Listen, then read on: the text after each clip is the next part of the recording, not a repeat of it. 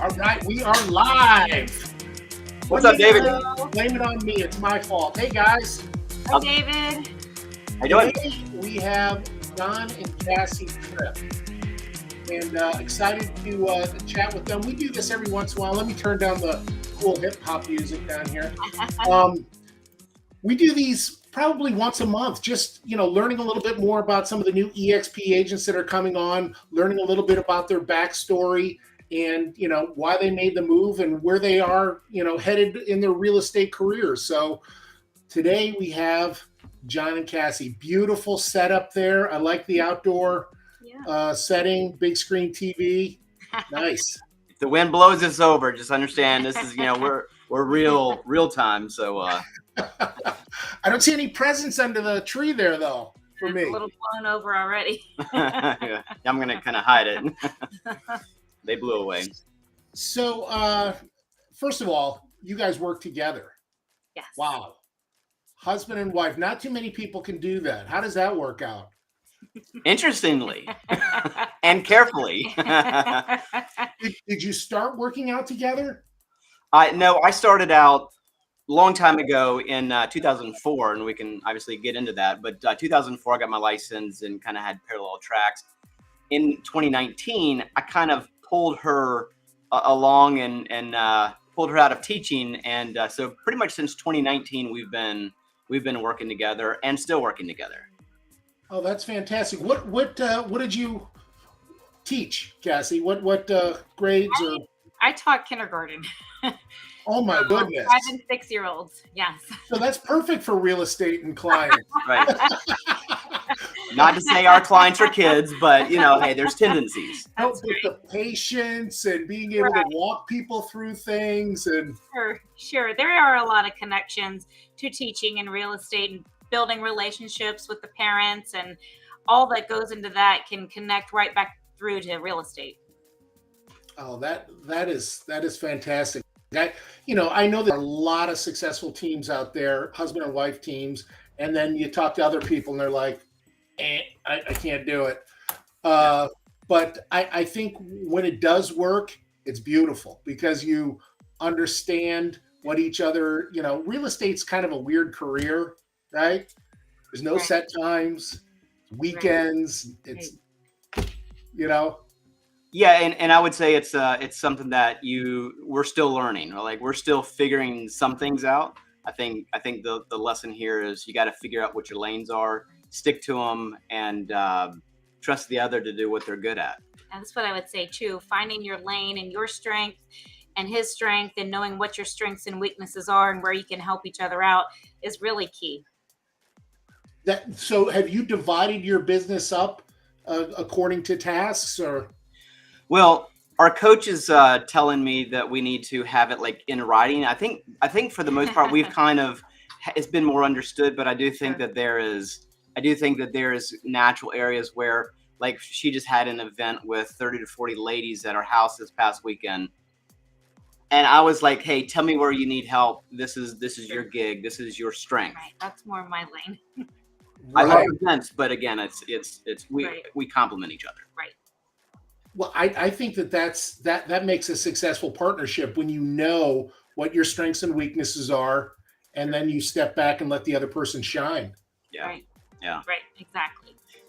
So I always kind of start off with, you said you got into real estate recently. We'll get to that. I want to say recently. It wasn't your first career.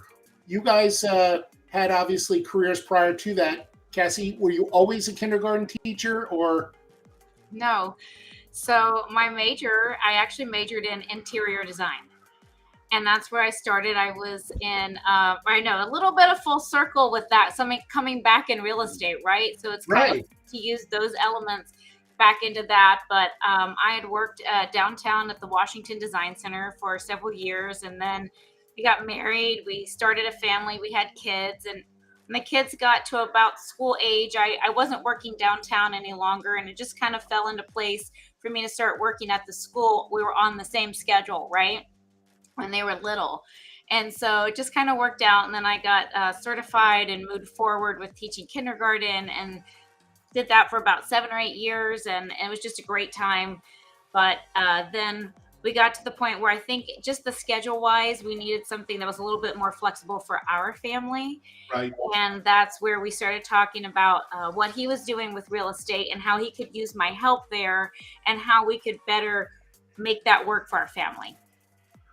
Well, I mean, certainly having the kindergarten experience is great for dealing with buyers and sellers and patients Right. and educating them. But I mean, having that decorating background, there's so many aspects to staging a home when you're going in for new construction, being able to, help them, pick and choose semi-custom homes and things like that. So it must have been a natural progression for you. It was. I think we get asked almost a lot of clients, we get paint colors, right? That's a really big thing. And so I have that background, so it really helps out. And he'll just defer that part to me. And that's where I get to work with the client a little bit more on that side of things. So especially on the selling side. And she's good at it. And when she's not around, I channel her. So, or make a quick call. Hey, what are you thinking? What's popular? Now, Jon, you came at it from a little different angle. Yeah. I did. So, so when I moved up to DC now 24 years ago, my goal was to work on Capitol Hill. I came from politics, ran campaigns back in South Carolina. And so I worked for a year, made some connections, and then went to Capitol Hill, worked as Deputy Communications Director for the Energy and Commerce Committee. And did that 2000 to 2005. If you remember Enron, that was part of the whole. Were you responsible for that? I was not responsible for Enron, but we did end up sending a lot of those guys to the pokey. Martha Stewart, that was kind of at the latter end of my thing. Her whole thing. I won't take credit for any of that. Probably shouldn't have mentioned it. But probably one of the biggest things that I did was when the Ford Firestone tire rollovers, when that came to light, I was the one that broke the news on that and kind of managed the news. Really a great experience for me as a new Capitol Hill staffer. Matter of fact, it was like the third month that I was on the Hill, and was on the phone with all the major news studios and all that. So it's kind of a cool event. So public affairs is in communications, public relations. That was my degree. And that's, I'm a people person at the end of the day. I love working with people, which is a natural extension of real estate.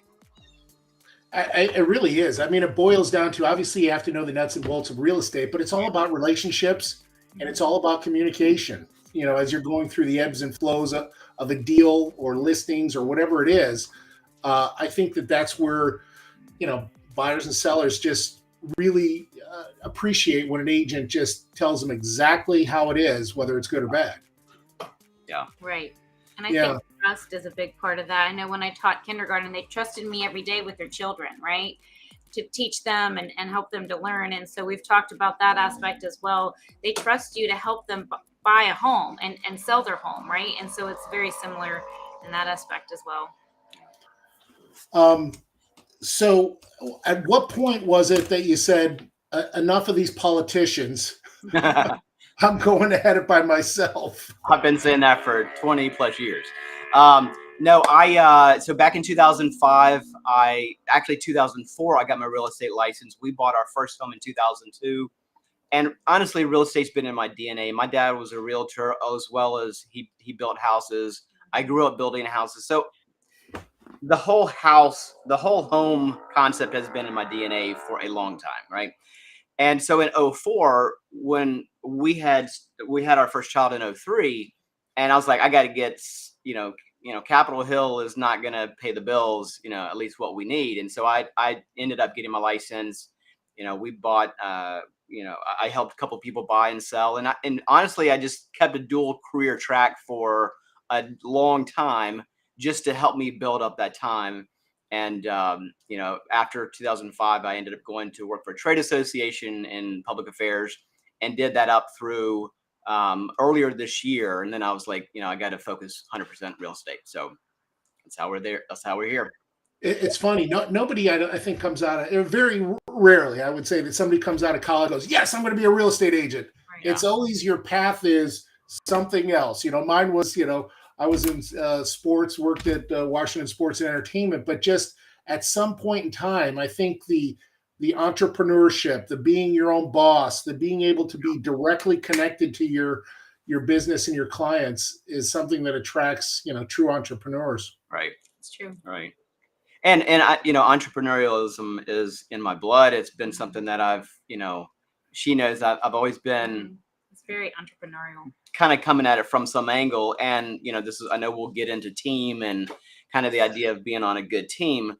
The challenge, and I just came from a mastermind about an hour ago, looking at entrepreneurs and, the challenges that they face, right? It's not about me doing everything myself. Otherwise I wouldn't have the support and, people who do other things. So team is a big part of us. So, how would you class? I mean, everybody has like a different personality for their real estate approach. Do you have like a core principle or something that you want to hang your hat on for dealing with your clients? Well, so our tagline is real estate done right. I think Redfin may have borrowed that. They've got bigger, higher paid attorneys than I do. We've had it longer than they did, just so you know. So. No, but honestly, I think coming from an approach, we want to help people. Like that's, I think at the bottom of it, and Absolutely. It sounds very simple, is our goal is to help people. Absolutely. I agree with him. I think as we build those relationships and the trust that we've talked about, that really is what we enjoy, that side, seeing what we can do for them to help them, right? This is a major decision in their life. Often, sometimes it's the first time they're making it, right? And so as we can be there to help them, that also is encouraging to us, and the process of it is just that trust.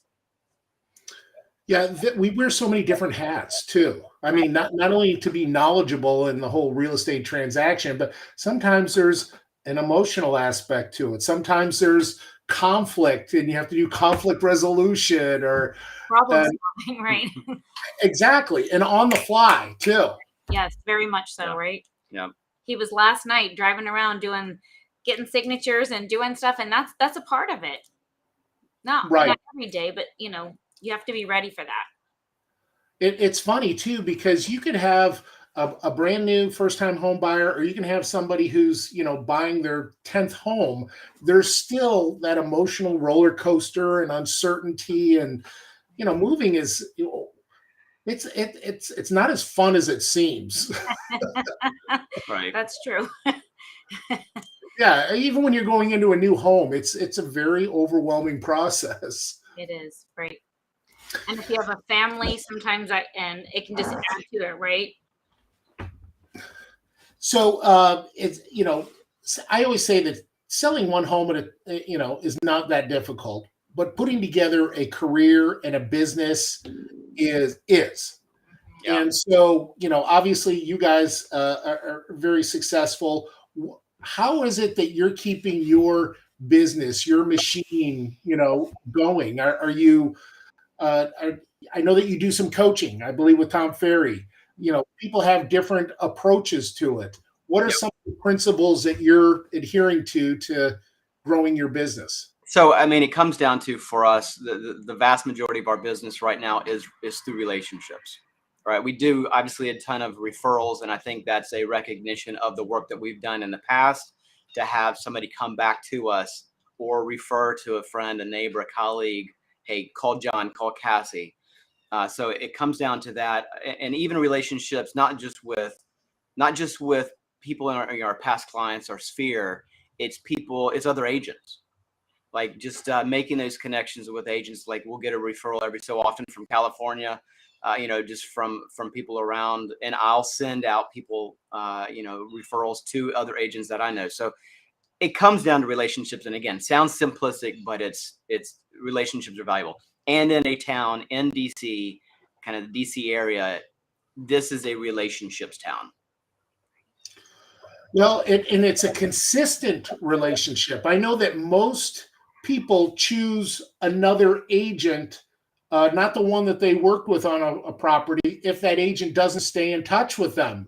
Yeah. Right. And I think that's something this past year that or even the last couple of years, have done a better job of just staying up with our sphere and our past clients and hitting them a couple times a year, whether that's Well, COVID put it a little back with events, but more the pop buys and things like that.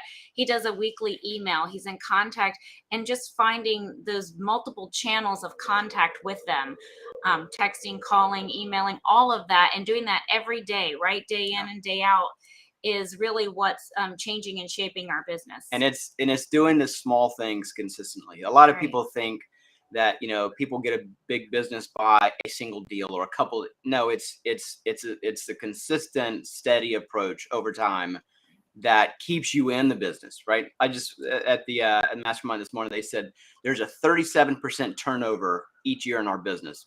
That's unacceptable. That means you have a whole bunch of turnover. What is it, like 88% failure rate in 5 years?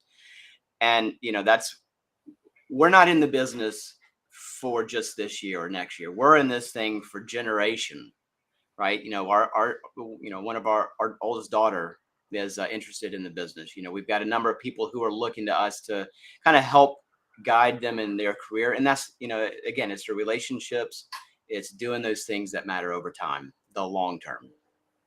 It really is. And I think coming at it from a place of gratitude and being able to, you know, you don't want somebody to go, oh my gosh, it's the Tripp team. They're asking me to list if I'm going to sell my house. You know, obviously you're not calling up once a quarter or once every month doing that. It's, what can I offer to you? I want to let you know what's going on in your community. Here's what's going on with interest rate. You know, giving them information so they go, I can't wait to hear from them next time.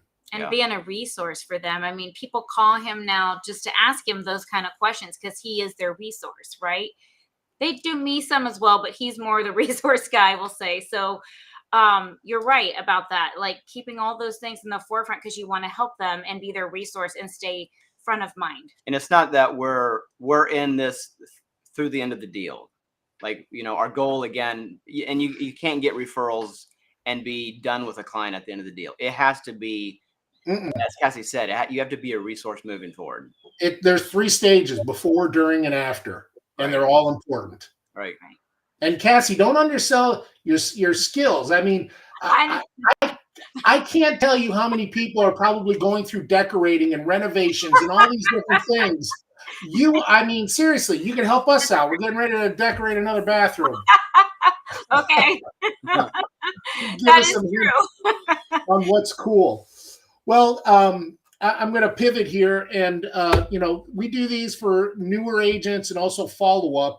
You guys have been in the business a little while. You've had some success, and I think at some point you said we want to take it to the next level, and that's, you know, Jon and I. That's, you know, we started talking, and at some point you said, "Aha, we're going to make a switch," and that's when you came on board to eXp, which I'm ever grateful for. And you know, I look at the people that I bring on much like you look at your clients. You're my client, so I want to help you in any way I can. What was it about eXp that kind of said, you know what, this is going to help me get to my next level of business? I think in one word, opportunity. And to expound on that, you know, I've been at a number of brokerages over my time, you know, since 2004. And largely I don't have anything bad to say about them. Like, you know, I started with Century 21. I was with the real local small broker, went to Keller, and then Sampson, and went back to Keller. And that's where I most recently came from. And again, I have nothing against these guys. Like, I just, you know, had a meeting with a bunch of them. I think it's just when you look at the long term, when you look down 10, 15, 20 years down the road, you know, what are you going to be doing? And, you know, all of those brokerages that I'd been with, it's when you finish the sale, that's it. There's nothing after that.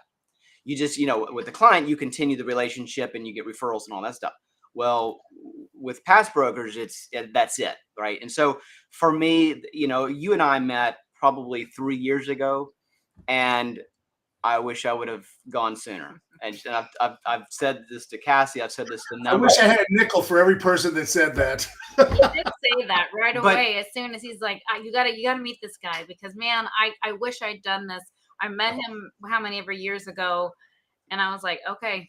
Well, and the thing is, you know, sometimes when you're presented with an opportunity you're not ready for. Right. Yep. And that's what I would say to my friends out there, who are in the business.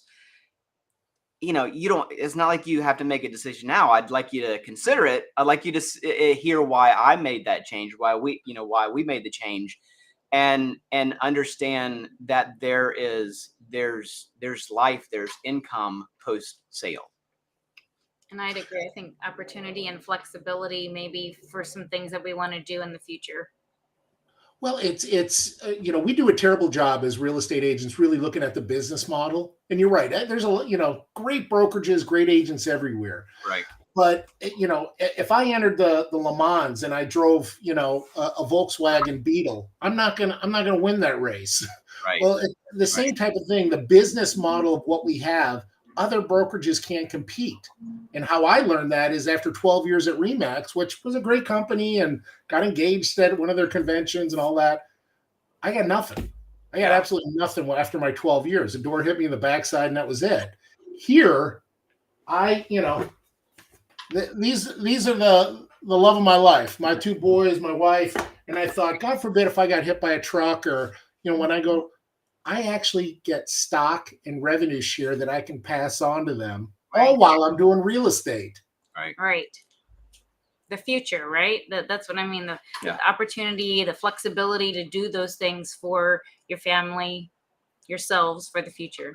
Yeah. And the other thing, John, go ahead. I'm sorry. No, go ahead, please. The other thing also is this, if you're watching this, I'm sure that an eXp agent has probably hit you up and you're like, oh gosh, they're drinking the Kool-Aid. It's because they're excited about, number one, the things that we're talking about, the tools and the training. But there's another layer to it that we don't probably do a good enough job talking about, is the relationships and the collaboration that's within our model.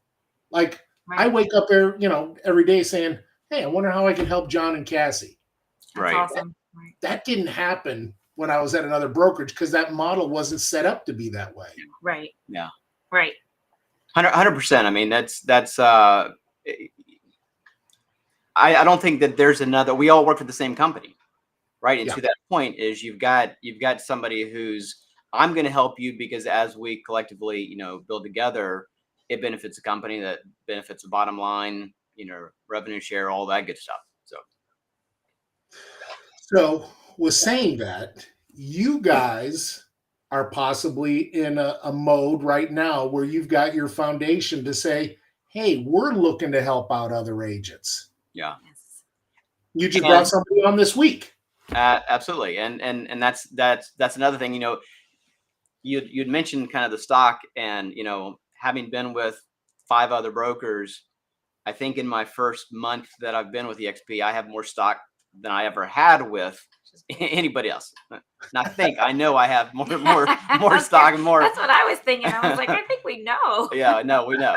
That's a real question. Absolutely. I mean, if somebody's new in the business, if somebody is, been in a while, I've said this now to a number of people. Mm-hmm. If I were a traditional brick and mortar broker, frankly, I'd be freaking out because the models, the way of doing real estate has changed. I want to broker as a realtor, as a team. I want a broker who allows me to do what I need to do, right? Gives me the technology, gives me training, takes as little as possible, gives me kind of that ability to make as much as possible. Because frankly, the better off we are, the better and more people we're going to be able to serve. It comes down to service, right? So I would say that if you're a new broker, if you're potentially looking to make a change, consider eXp. There's opportunity, there's training, there's camaraderie, there's so much. You can have some of this at other brokerages, but I just think that there presents a greater opportunity at eXp. And I think for me, I've just seen a lot of energy there, right? A lot of energy that I guess I'm in my 3rd one since as I started with Samson, then we went to Keller, and I've watched Tim as we've gone through, and this is definitely the one he's been the most excited about. And just the energy that's there has been really great for us as well. I'm gonna pull a little politician line, where those running for president say, "Are you better off 4 years, than you were 4 years ago?" I'm gonna ask non-EXP agents out there, are you out there cheering on your broker? Are you are you seeing those benefits of bringing other people? When's the last time you went after somebody? Hey, come to my brokerage. Right now, I actually did that because I got a couple $100 check, but that's again one and done, and then there's nothing after that. So we're excited about our EXP, our broker, the company, and we certainly would welcome anybody with questions to call us up, reach out to us, and let us tell you why we find that excitement in EXP. Yeah, again, going back to, I'm sure that you can't swing a dead cat without somebody hearing about the company. We're the fastest growing brokerage that's ever existed. Right. Close to 90,000 agents, 21 countries, but we still are wanting to bring good agents on that want to enhance their careers. And it's not just all about rev share and stock. It's the tools, it's the training, it's the collaboration, it's this whole environment that I want to help you because you're part of my team. Absolutely. Yeah. So what type of agents might you be looking for? I know that you just brought on a veteran agent to your team downline. I would say if I were going after somebody, I would be looking at somebody in the business probably 2 to 5 years, somebody who's looking to make that extra step. I think, obviously, people have to start at some point. Right. So I obviously would love to have a conversation. And look, it may not be about joining my team. Maybe it's joining EXP. But my goal, and I do this for EXP and non-EXP agents, like if you're serious about real estate, if you're committed to getting in the business and helping others, I'm gonna be there to help you. Right. And if you're on my EXP team, if you're on, at EXP, whatever, I still want to support you. So that's so that's kind of one segment. And then I think that there's a perfect place for even the older broker, maybe somebody who's been in the career. And I think like I've been in, I'm not, brand new at this. I've been in for a while. I just didn't pause. Like you said, swing a dead cat, and, you can find somebody who's, I just didn't know enough about it to make an educated decision. But looking back, I wish I would have dug a little bit deeper when you and I had coffee at that Starbucks over in Chantilly. I wish I would have dug a little deeper. And that's what my call to action would be. Check it out. You have it streaming there. jointhetripteam.com. Take a look at it. There's some great information there. And, certainly don't beat yourself up. There's plenty of folks that some people get it within 5 minutes, and then others take 3 years, right? Yeah. We're all on our own journey here. So, hey, we're probably about 30 minutes. So this is, we can go in so many different directions, but I just wanted to welcome you. Thank you. Just say, I'm here to help you with your business. And for those that are watching this, I would want to join Jon and Cassie's team. I mean, a teacher, a decorator, politician, not a politician. What you'll do, guys, is you'd go to jointhetripteam.com, or you can reach out to them. I think your phone number and email's on there just to have a conversation. And I'm excited for the future. I really am. Awesome. Well, David, again, thank you for the opportunity. Thank you for this time to kind of give us a little bit of air, a little oxygen to tell our story and to share kind of what we're about. I'm appreciative to you and just the whole team, and obviously Cassie and our folks to have this opportunity. Not everybody has that.